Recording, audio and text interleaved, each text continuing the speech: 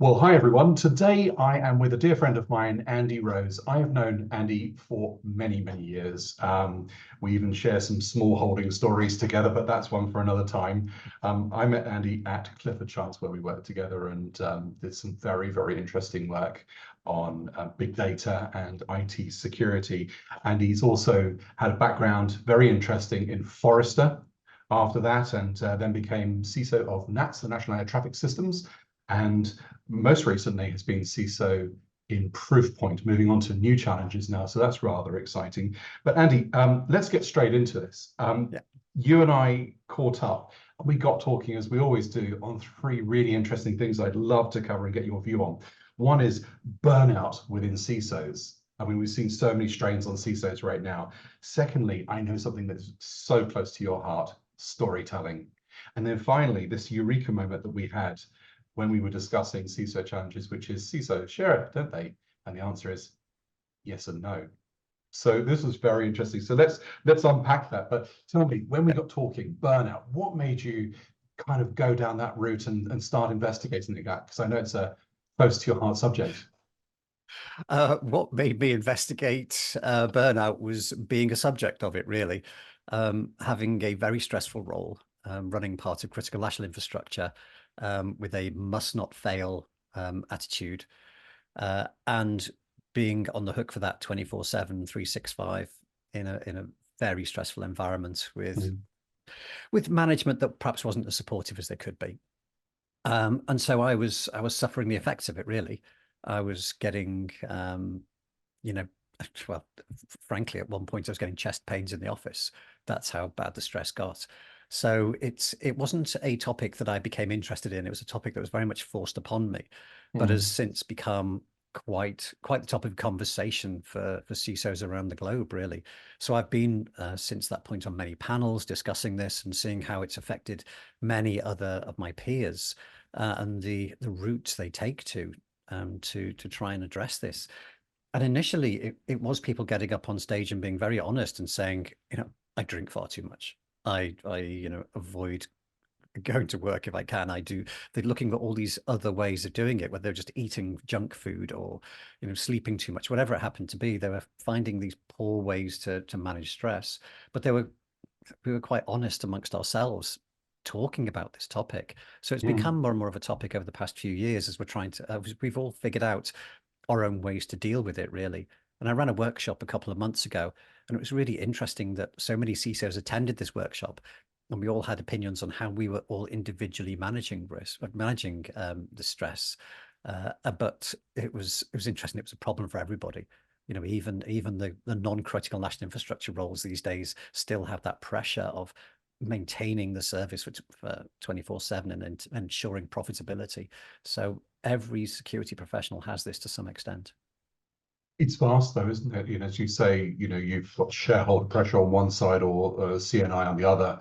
And as you know, my big interest is in aviation. So I was always fascinated by the stories that you share with me on NATS and that zero tolerance for any form of fault or immediate recovery. But this then boils down to so many factors that impinge on this. What did you find as a CISO that created the greatest strain? Was there anything sort of that pulled you in one particular way or stressed you? Was it the unknown? Was it the vast expanse of your infrastructure?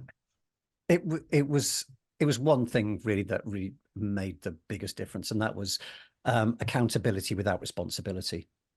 So I was constantly getting hounded for certain aspects of our infrastructure, of our security infrastructure, failing our policy requirements or not meeting up to the metrics that we just set for ourselves. Yeah. However, I wasn't responsible for those pieces of kit. So I'd go to the IT department and say, you need to manage your assets better. You need to patch these systems. You need to keep these systems up to date. And they'd go, yeah, all right then. And then they wouldn't. And I'd go to the boardroom the next month and they'd be like, why isn't this system patched? Why isn't this system up to date? So I'd be getting it in the neck from all of the C-level execs and the board, but I couldn't fix it. I'd then go to IT and go, you've got to fix this. You've got to fix this. And they go, yeah, okay, we will do. And they didn't. So that was one of the major things that made a difference, is that the fact that I was on the hook and getting beaten up for something that I couldn't fix directly. and that isn't a great place to be. I think what's the phrase they use? Cognitive dissonance. The actions and behaviors are X, and the other spectrum is your beliefs are Y. What is it we need to do? And there's that tension that sits between it. That must be a real source of strain. Yeah, it certainly was. It was that inability to just fix the problem. If I could have just Mm. sort of taken that and made IT do what I needed them to do, but they always have their own priorities. And so they were saying, well, we've got the board shouting us for this thing, so we're going to focus on this. We're not going to do what you require. And so it did just cause a lot of problems. And that was where my stress was, getting shouted at through one ear, Mm. you must do this, and then not being able to do that. Normally, once it's in your domain, you can impact change, you can make reprioritization decisions and make things happen. But when it's not in your domain to fix it, you feel disempowered. You feel it just drives that stress. It drives that sort of panic reaction. The fact that I'm getting so much grief and I can't fix it. What do I do in this situation? There's no way out. Um, and that was pretty bad at that point. And given what you also know the outcomes if certain things don't get done, which must be even worse and contribute towards that mix, right? You do, yeah. You understand that the risk that you're carrying at that point. Mm. Um, and that can be good and bad because you know, metrics can be metrics and not just represent risk. They can just show, oh, there's there's one PC here that isn't patched, and the board will go, oh my God, there's a PC that isn't patched. This is awful. And that's not a big risk, but Mm. the metrics don't tell the whole story. So I could actually be quite relaxed about the position we're in, but the board is still giving me grief, going, it's outside policy. This should be fixed. I'm like, it's not a big deal, but they're like, no, it must be fixed. Fix it now. So it's a challenge. There's good and bad bits in that one, but at the end of the day, the data says what the data says, and the board want policy to be met across the board, whether it's a risk or not. So the stress still occurs. So it is a tough one. It's just difficult figuring out how do you manage that stress, because that's the bit you need to figure out a way to manage it. You can't just be in that position letting it build up and build up, because then you get burnout, and then you get people stepping away from roles and having had enough, or being off sick long term. Everybody needs to figure out their own way to get around this. And some of the workshops I've done have been interesting and infuriating in equal measure, because you get these experts who come in to talk about stress management, and the answer they have generally is, it's up to you. I'm like, what do you mean? It's like, well, you have to figure out your own way through this. It's like, well, that's not helpful. I want an answer. I'm an ex-Forrester analyst. I want you to give me 3 things I should do. And they're like, well, it all depends. And that's infuriating. But in hindsight, it is all about what you do yourself, what choices you make. And actually looking back, I used to be um, quite sort of strict in a way about, no, sorry, strict is the wrong word. I used to try and protect Saturday afternoons every week. And my wife wouldn't bother me. No one would come and ask me for anything. And I did what I'd do. I'd watch sports. I'd play guitar. I'd do other stuff. But I didn't Mm. really have any responsibilities or anything to do. And Mm. that was the way that I decompressed, I think. But I didn't purposely protect that. I didn't recognize the value it was offering me and able to lower my stress levels. So if my wife came to me and said, oh, let's go out shopping on Saturday afternoon, I'd be like, okay, let's go. And suddenly I was trading off my stress relief valve without even recognizing it. And then the week after I might be more stressed, and because I hadn't had the ability to decompress at the weekend. So it's only when you look back, you go, well, actually, that was the bit that was important. I should have been much more purposeful about saying, this is what helps me. Therefore, I'm going to protect this. And I'm going to be very mindful if anybody asks me to do anything on Saturday afternoon, that I'm going to say, no, I need that time for me.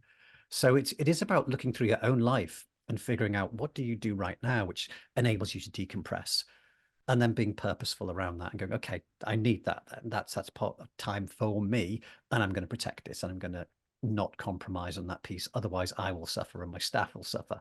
So that's one of these sort of the outcomes that from all the discussions I've had. So when you had these sessions and those advisors, that's one of those that you found yourself. Give me 2 others that you found were really effective, both in and outside of work as a CISO. Oh goodness. What else was there? There was one was about being grateful.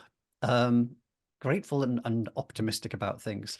Because there was a really interesting guy that came to speak at one of our events, and he walked in and he had two false legs and one false arm, and he's an ex-army guy.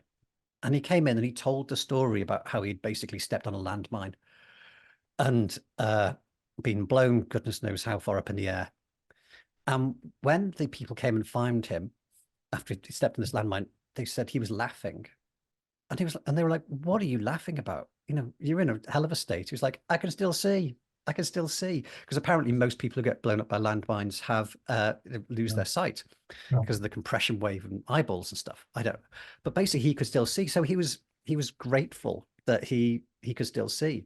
And through all his recovery, he told this story of gratitude and, you know, still being grateful for living, not focusing on the things that he'd lost, but having that positive mental attitude about being grateful for the things he had. And he said that was the thing that enabled him to get through all of these stressful situations he'd been in his life, where he'd been captured by the enemy, and the enemy he was captured by had a really high rate for just killing prisoners rather than releasing them. But he had this positive mental attitude to helped him get through that.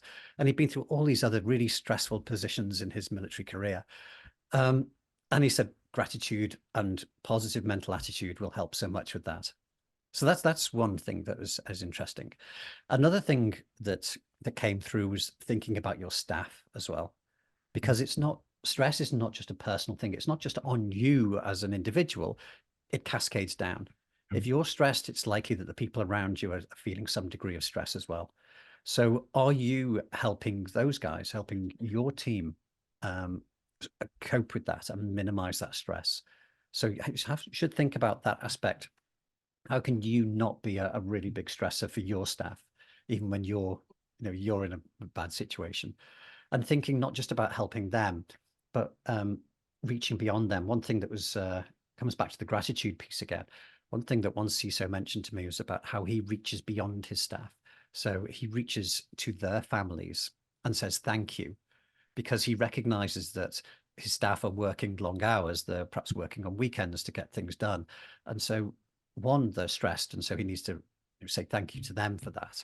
But he also wants to reach beyond them to their family to say thank you for allowing Bob to work on a Sunday afternoon to get this thing done. We're really grateful to you as a family, not just the individual. And I thought that was a really nice thing to think about, to focus just not on the staff, but the next level beyond that and their own support system to say thank you there. It's things I've never even considered, Andy. Never. I mean, I've spoken to in the last 2 or 3 months 20, 30 CISOs, to get their views on things. This is the first time anyone's been so authentic and honest about those personal things, because I am in awe of that role. It is, and awe is a mixed word, isn't it? If you think about it, it's not necessarily just fascinated. The scale, the size, the challenges with this, all the avalanche of, even the stuff we've seen in the last month or two on the SEC ramping up on the CISO and things like that. It's horrible pinch point that actually affects the human being that's trying to do their best. And they're so multifaceted. You have to be so many things, security awareness, coach, confident, strategist, techie, cloud guru, and it just goes on and on and on. It's vast. There was one thing I found though, was one of my dear friends who CISO over in California, and he was saying to me one of the things he does to manage his risk, but I can see the connection with his stress, is he journals risk acceptance, which I thought was brilliant. So, you see so many people, said, well, accept that, and then that's it. And then there's never a document there. There's nothing that ever records it. There's never an artifact. Tell me your thoughts on that. Would that help? Well, oh my gosh, it's essential, I think. And I think the Uber case is really interesting here, because with that Uber case, the CISO there is basically saying that management told me this was fine. They said it was okay to do this. But when it got to court, he couldn't prove that. And so I think CISOs need to start thinking about the indelible records that they can create within an enterprise to prove their innocence, to prove that they gave the right advice at that point. How do you do that? How do you create an indelible record that can't be wiped away once you leave the organization? So it can't just be in an email that could be, misplaced somehow. You have to start creating formalized records of risk acceptances and risk decisions, especially those of consequence. So Mm. absolutely, you need a risk register. We should all have these anyway through ISO 27000, but absolutely, you need a formalized risk register that perhaps is included in board minutes that says, here are the decisions we made. Here are the risks that here's what I suggested we do. Here's what the board decided we do. So you need to create that, because that's just self-preservation. Because 2 or 3 years after you've left the organization, something might come up and they say, oh, well, you didn't report this incident, and therefore, I'm now going to hold you, CISO, accountable. But if you can point back to minuted board records, it says, well, I told the board this is what they should do. They then decided to go in a different route. Then the accountability is no longer on you. So yeah, keeping that risk decision record, I think, is absolutely imperative.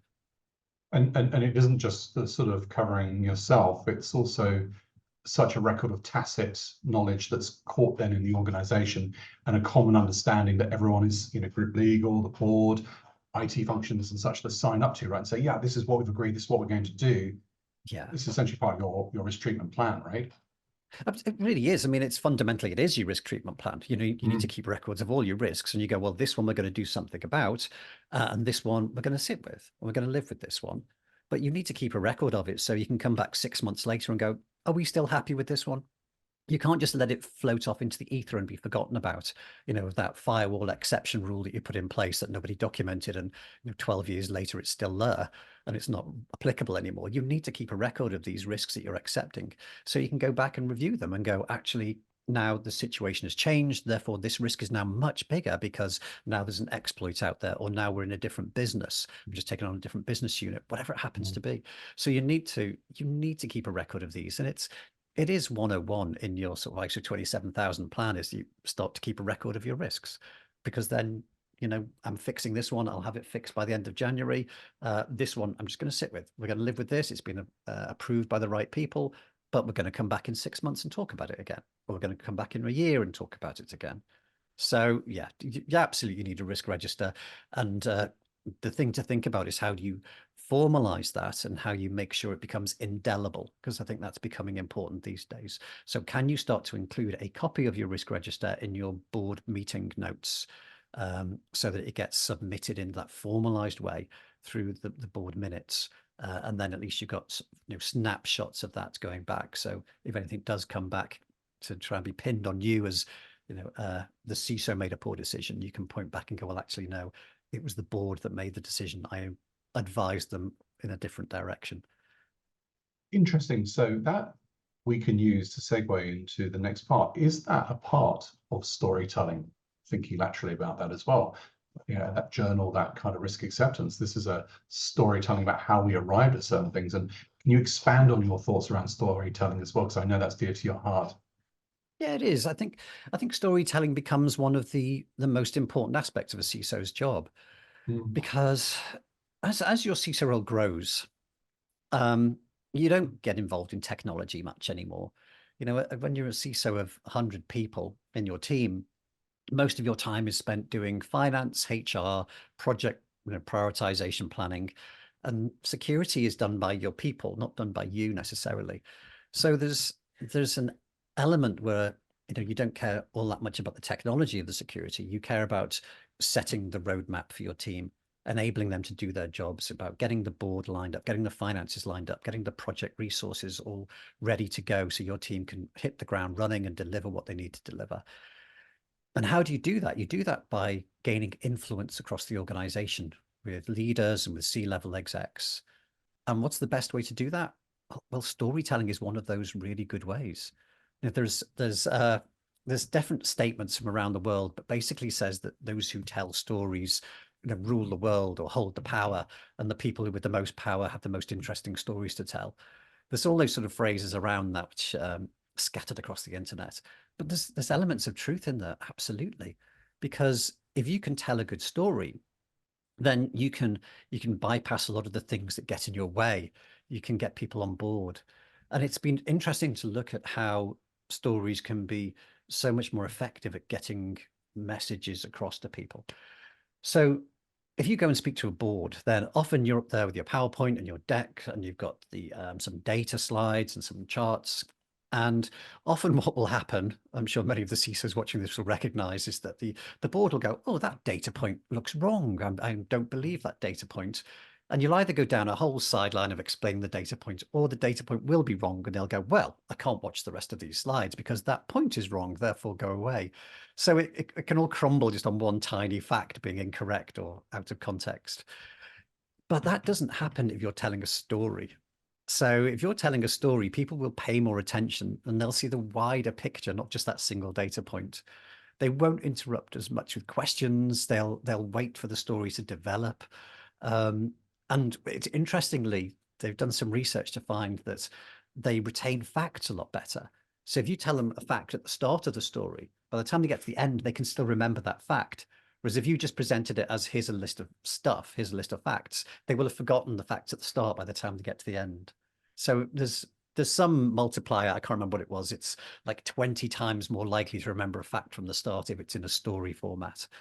And so using all the story way of communicating at board level means that actually you become a much better communicator and have much better influence with them. And therefore you're much more likely to get the decisions and the approval that you want. And there's been all sorts of research done into this. There's one that was really interesting where they ran a trial. They ran this fake trial. And I think it was for murder. I can't remember what it was, but it was a fake trial. And they ran it just sort of vanilla version. And 61% of the jury said, yep, guilty. That person is guilty. Then they ran it again. And they basically used storytelling by the prosecution. And that got it to 75% saying guilty. And then they ran it again and they used storytelling in the defense. And that reduced it to 31% guilty. So it's really interesting to see that actually, it can become decisive by using storytelling as a technique, because it just engages people. They listen more, they pay more attention, they can perhaps see themselves in this. So a real technique that I think CISOs need to learn. But obviously, it's not a technique that CISOs ever really talk about. We're constantly talking about threats and vulnerabilities and technologies and threat intel, all this sort of stuff. We don't really talk about some of these softer skills like storytelling.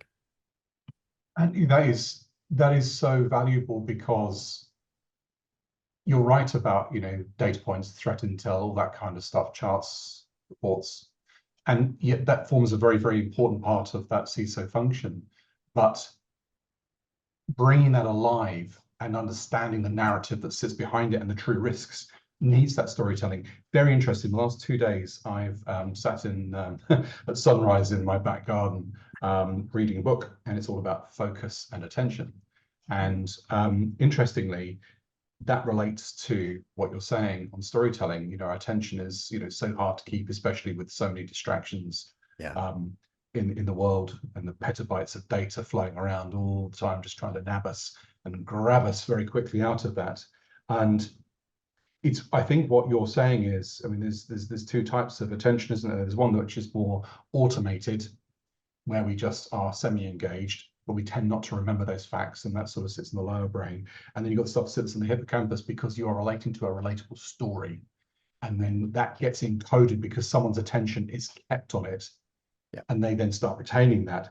And I'm a strong believer that cybersecurity now is, and the function of CISOs is all about storytelling, because what are we trying to do? We're trying to protect an organization, and everyone's got everything now. They've got security teams and pen testers and red teamers and EDRs and Darth Vader's bathroom full of gear. It's just ridiculous the amount of stuff that people have, but they're still getting compromised.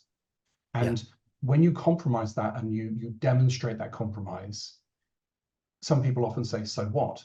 Whereas if it's embedded in a story and shows a journey that was taken, even really great deep techies who love talking techie follow it and are very comfortable in doing so. Yeah. And it becomes relatable. And you mentioned something which I've written on my second piece of paper here.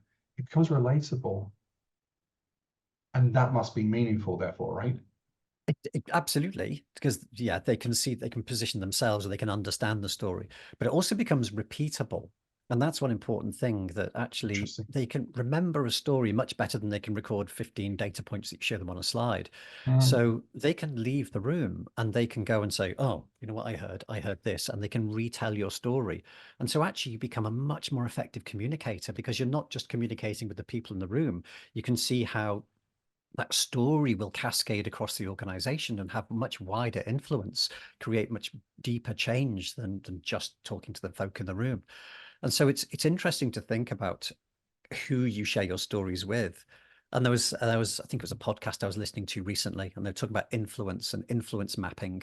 And one organization did this big influence map to find out who were the most important people in the organization, who had the influence. And so they did this. They're expecting, you know, middle managers to be the most influential. And what was interesting is that middle managers were not influential at all, because they just spoke to themselves. They didn't speak to people above or below necessarily in the mapping. And they found that one person was the most influential person in that organization, and it was the health and safety guy. And they couldn't figure it out. So they went and interviewed them. And it turned out that he moved between all the sites, and he wasn't senior enough to be intimidating. And so basically he was taking stories around the organization from one site to the next, and he was people were relating to him and talking to him, and it became obvious he was the most important person in the organization for getting messages across. So eventually they started feeding messages to him that they wanted to get communicated across the organization. So it's not only about telling the stories, it's about how those stories travel across your organization, and how they then sort of plant seeds for other conversations to come up later on as well.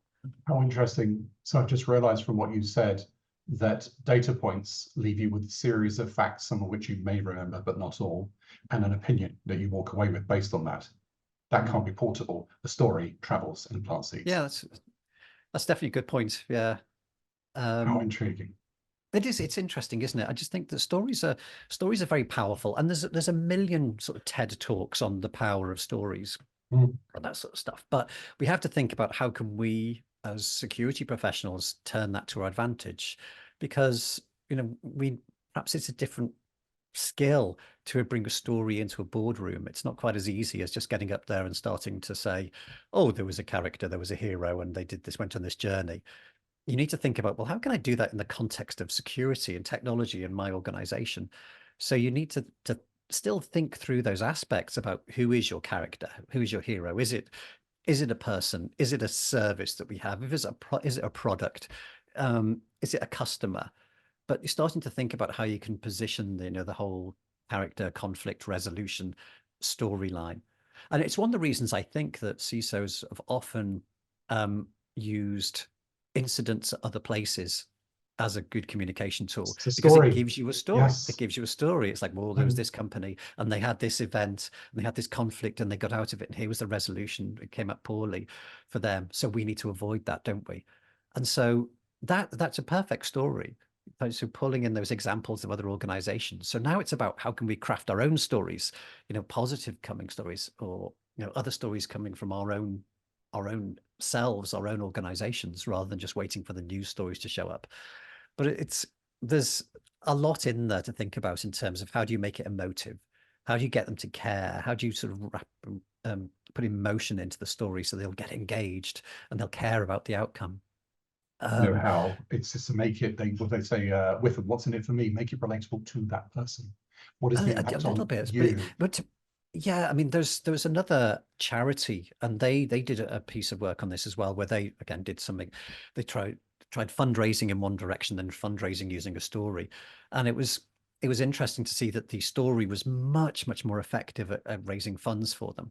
But they, rather than just saying, "Oh, we've faced a lot of problems this year, and you know we're helping more people than ever. Please give us money."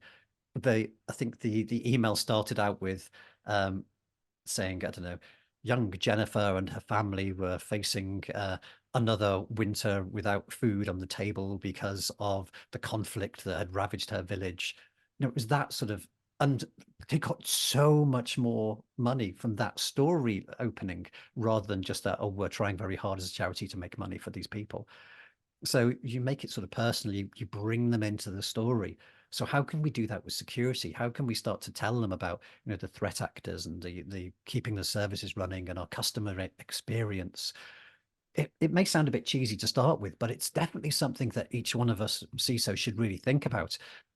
And it doesn't replace data. Absolutely not. Data is still essential. You still need to have the charts because the board want to know. The board will want to know the facts about, how much something has grown or how much something is outside the risk tolerance. They still need that, but you need both of them.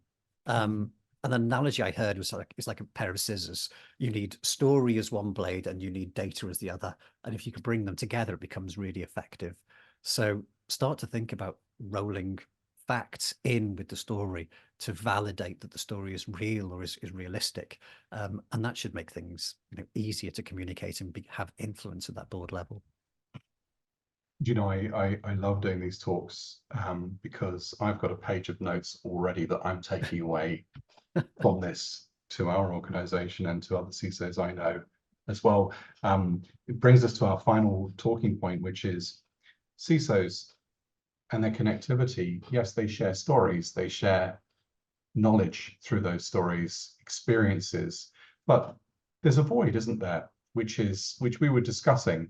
It's the world of, do CISOs really, really help each other, or can they only help each other to a certain level because of the confidentiality and sensitivity of what they sit on? And there's that terrible, terrible, conflict. Do we have a Chatham House rules environment for things, but then we're still working for big companies with share prices or stuff that is under disclosure or non-disclosure and such. Tell me your view on that, because I thought it was brilliant when you mentioned it. Well, it came, I think, from my time as a Forrester analyst again, because I'd been a CISO for 10 years before I joined Forrester, and then I joined Forrester, and I was talking with lots of CISOs about lots of things. And one thing that came up repeatedly was strategy. I'm coming up with my security strategy. Could you have a look at it? Mm. And so I started to see all these CISO strategies for their organization. And actually, I'd never really seen anybody's strategy before. As a CISO, no one had ever shared their strategy with me. But as an analyst, they would. And I was starting to see huge discrepancies in strategies. Someone would deliver me a strategy to look at, and it would be three slides of PowerPoint. And then the next one would bring me a strategy, and it would be 50 pages of close text. And they were all over the place strategies. And it just made me realize that CISOs just don't share that sort of information. And I've got CISO buddies, and they will absolutely get on the phone to me and tell me about threat intel they've received that might apply to me, or incidents they've had that they don't want me to suffer from like they have. Or I'll phone them up and ask about a vendor and whether they think they're any good, whether the service is any good or product any good. And we'll have those sort of conversations very openly, no problem at all. But strategy, no. And metrics, again, not really, because I think it's the stage of opening the kimono just one bit too far. You're happy to talk generically about threats and issues and the problems you face, but to actually go and talk to one of your peers and say, this is the problems I'm facing my organization. This is where my weaknesses really are. This is where my metrics show that I'm outside of tolerance or I'm having a problem. You don't really take that to your colleagues. You may ask for their advice in certain areas, but you don't share that your organization is really bad at certain things or or behind the curve in certain technologies. So there's an element of information that you will share openly and happily, and then there's an element of information which really is a bit too personal and is kept back. So yeah, my CISO buddies, I've needed them many a time in my career. And we can talk about stress management, we can talk about issues and challenges and how best to overcome them and what they've done and what worked. But I don't take my board metric deck to them and go, this is what I'm facing. Are you in the same boat? That's probably a bit too far. Intriguing, isn't it? Absolutely intriguing. We're at our time. Okay. What a fascinating conversation. I absolutely adore our conversations. Always have. Must be, what, 20 years of them over the years. So. It's a long time, isn't it? It is a little. Andrew Rose, thank you so very much. Burnout, storytelling, and CISOs bouncing ideas off each other. What a fascinating session. I really enjoyed it. Thank you ever so much. Oh, my pleasure. Thanks for having me, Dan. Thank you.